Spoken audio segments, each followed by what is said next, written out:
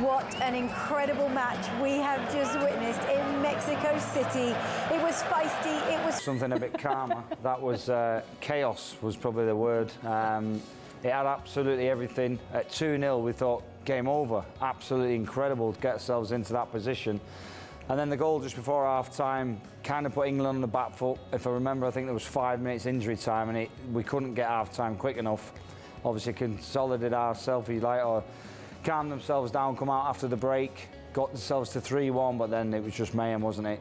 Sending off, which was deserved, and then just bedlam. But you have to say the resolve, the character that England showed to dig in, good substitutions, see the game through. And to be honest, even though it was like hectic the last, say, 11 minutes, I didn't actually feel under that much pressure for some reason. I'm not sure why. I don't know whether it was Dan Burn, I don't know whether it was a 5 at the back, but I'm not sure about it. I think, you know, when you look at Pickford, you know, when they throw balls in the air like that, you know he's going to come from him, he's going to punch him, and he's, you know, they've got safe hands there. You know, he's made 2 brilliant, we forget about the brilliant saves he made, what kept him in the game and all. You know, the one he got down to and the one in the top corner. So for me, Pickford was absolutely fantastic in that game and all. He was, wasn't he? My goodness, I think we could talk about each and every one of those players and how much they contributed and how much they fought for this victory. But let's show you exactly how it all got going. And it was a goal from Jude Bellingham, again showing us exactly how important he is, Ash, to this England side. Well, he's crucial. And obviously picked up that booking, like ridiculous yellow card. It's obviously going to be suspended for the next game, but this is what he does. I mean, you see him here, he's assessing all the time and he's run off the field. You see he checks one way, checks the other, and then loses his marker, sees the gap open up because he knows Harry Kane's gambling across the near post, and he doesn't need an invitation to get into the gap, and all of a sudden it looks easy because he's only 6 yards out.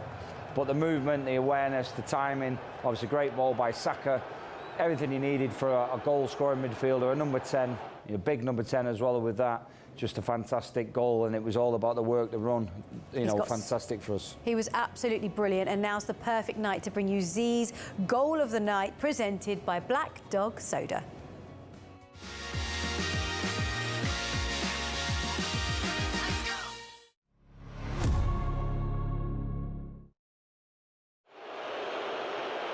Saka, first time he's really got into this kind of area, able to do damage. Bukayo Saka, past Kane, but Bellingham coming in!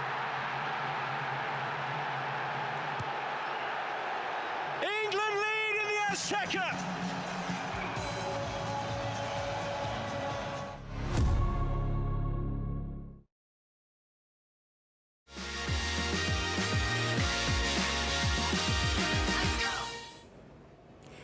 And it got better from there for Jude Bellingham because, what, 1 minute and 39 seconds later, he did it again, Terry. And we were just on the edge of our seats thinking, how is this happening? We hadn't got over the first goal, and then we're going in and we're talking about the second goal straight away. It was a giveaway, poor little giveaway there between the midfield players of the Mexico team, and then Harry Kane goes out to him. He just plays it into that naughty area where, you know, defenders can't get it, the keeper can't get it. And there's Bellingham again coming right through the centre, you know, and he's just strong, aggressive, and he wants to win that, doesn't he? He's first to the ball. There you go, 2-0 up. You couldn't have wished for anything more. 5 goal contributions in 5 games for Jude Bellingham, but Ash, you did just mention he is going to miss the next game against Norway, which is a big blow. I know England have a lot of depth and have a lot of talent, but he's so important. Hugely. And then when you're looking around, I mean, we have got other good players that could come in. You know, Morgan Rogers, Eze. There's a few. We've talked about how many number 10s England have, but the way he makes it look effortless. You know, his pace, it looks like he's not moving that quick, but he is with his big long stride. Obviously, popping up with goals is always crucial. He's had a fantastic season, and now he's making it even better. But that yellow card was petty, to be honest, and right in the last few minutes should have been avoided, and he'll be regretting that now, obviously, for sure. He also scored his first brace for England. OK, it's now time to bring you Z's Playmaker of the Match, presented to you by Hero Zoom.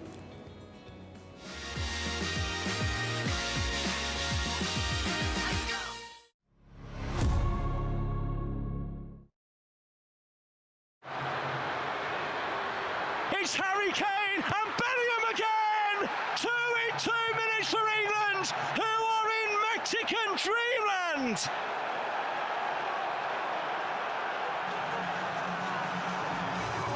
That's the way to do it.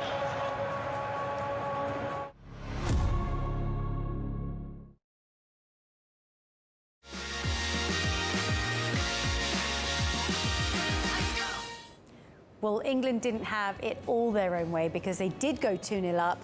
But then we said if there was a player that was going to cause England any problems, it would be Raul Jimenez or Konsa, and he did exactly that. Yeah, definitely.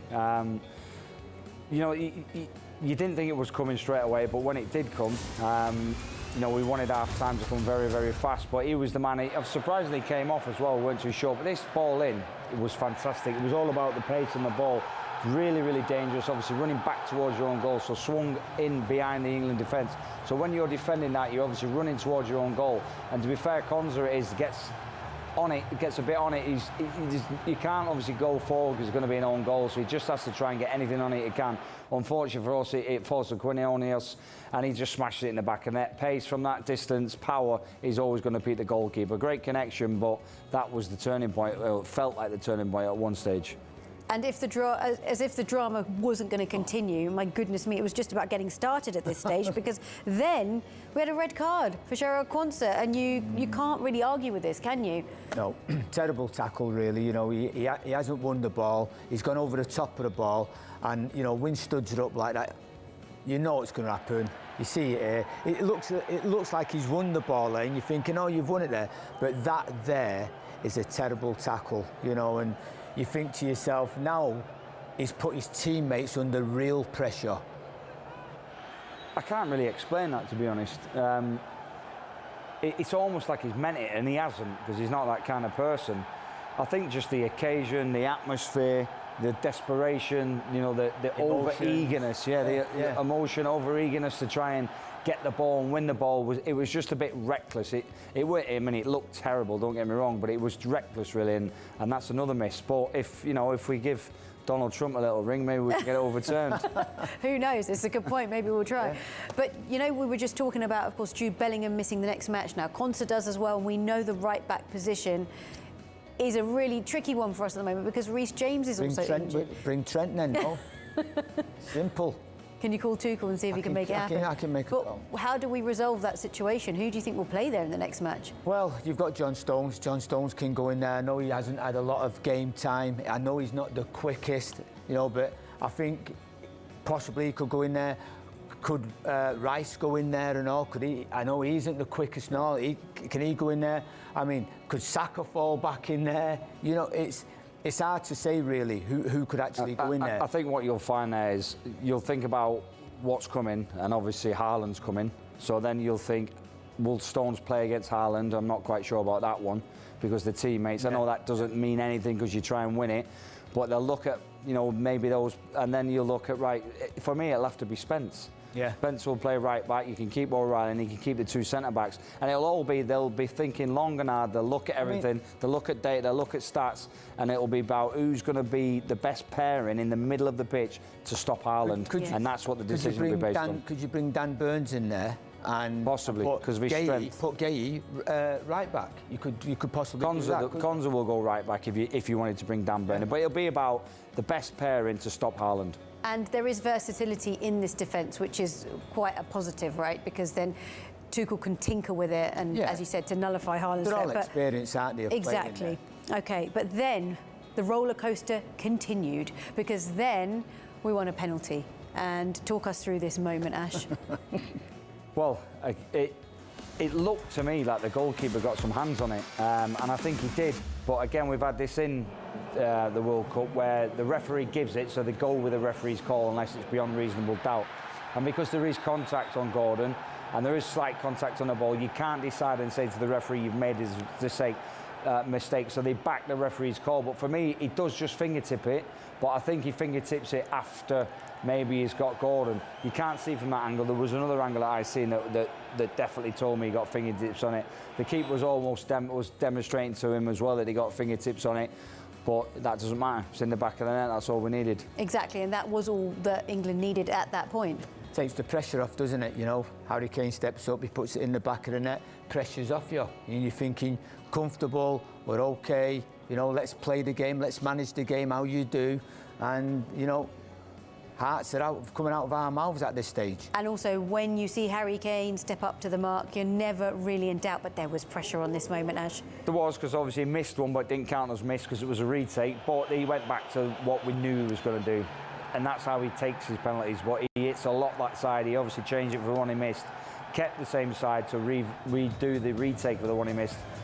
But this, I think it was always going there. You could tell by his run-up. You knew that he was thinking, listen, I'm just going to go back to what I do, smash the ball as hard as I can with great technique, whip knee over the ball, and a bit of topspin on it. And that's what ends up just, the keeper's no chance. You know, even if he moves nice and early, he's still not getting it. You know, you need to be, you know, massive goalkeeper and really, really gamble to get anywhere near that. It was always going to be in for me. OK, well, we know that Anthony Gordon played his part in winning that, so it's now time to bring you Z's Impact Player of the Match, presented by Hero Extreme.